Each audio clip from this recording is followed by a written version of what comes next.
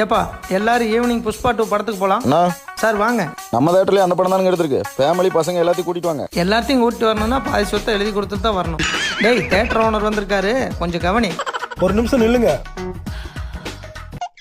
உள்ள என்ன இருக்கு எடுங்க. என்னப்பா பண்ற? வெளிப்பொருள் இங்க அலௌட் இல்லைங்க. அதையும் கொடுங்க. இது எதுக்கு? வண்டி வெளியே பார்க் பண்ணிருக்கீங்களா? காணாம போச்சுன்னா எங்களை தானே சொல்லுவீங்க. அண்ணா வாங்க. தேங்காய் ஒன்று கொடுங்க. எவ்வளோண்ணா? 30 ரூபாய்ங்க. அண்ணா தண்ணி 1 லிட்டர் கொடுண்ணே.